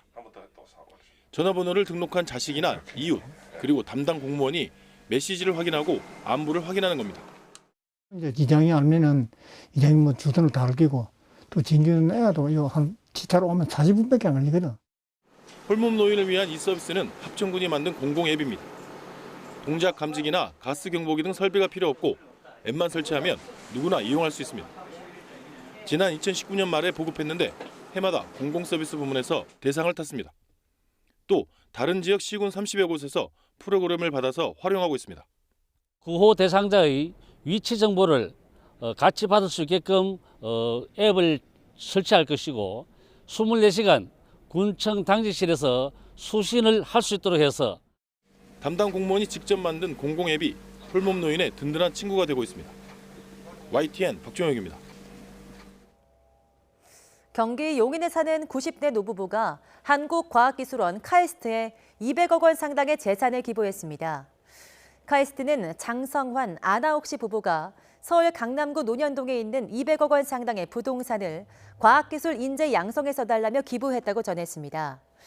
장 씨 부부는 기부에 대한 오랜 꿈을 실현할 수 있어서 기쁘며 이번 기부가 우리나라 과학기술 발전에 보탬이 된다면 더 바랄 것이 없다고 말했습니다. 중소기업 삼성브러쉬 대표인 장 씨는 황해도에서 태어나 18살 때 월남한 이후 화장품 용기 제조회사를 설립해 지금의 재산을 일궈냈습니다. 미세먼지 상황이 좀처럼 나아지지 않고 있습니다. 대기 정체로 미세먼지는 계속 쌓이면서 오늘 대부분 지역에서 공기가 탁하겠는데요. 특히 수도권과 충남은 오전 한때 초미세먼지 농도가 매우 나쁨 수준까지도 치솟겠습니다. 이에 따라 수도권과 충남에는 미세먼지 비상 저감 조치가 시행이 되겠는데요. 오늘 밤 9시까지 배출가스 5등급 차량은 운행이 제한되고 미세먼지 배출 사업장은 운영을 단축하거나 조정해야 한다는 점 참고하시기 바랍니다. 오전까지 서해안과 내륙 곳곳으로는 먼지 안개가 짙게 끼겠고요. 밤 사이에는 곳곳에 비가 내리겠습니다. 내일 아침까지 제주도에 10에서 40mm, 그 밖의 지역에는 5에서 10mm로 많지는 않겠습니다. 오늘도 아침에는 쌀쌀하겠지만 낮에는 포근하겠습니다. 서울의 한낮 기온은 16도, 대전은 17도, 대구는 18도, 광주는 19도 선까지 크게 오르겠습니다. 내일 아침 비가 그친 뒤에도 기온은 크게 떨어지지 않겠고요. 당분간 온화한 봄 날씨가 이어질 전망입니다. 지금까지 날씨 정보였습니다. 굿모닝 YTN 여기서 마치겠습니다. 잠시 후 YTN 24가 이어집니다. 시청해주신 여러분 고맙습니다.